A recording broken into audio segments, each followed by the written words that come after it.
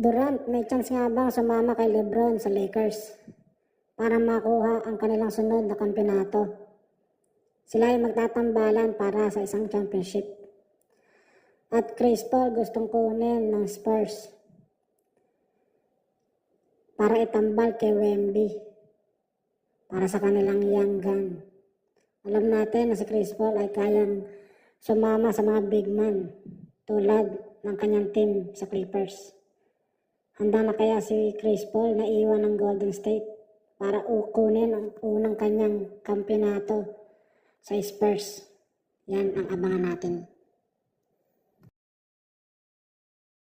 Jokic and Davis. It's Murray cutting and jamming it in. Oh, he just cleaved the ball through on LeBron. And Jamal Murray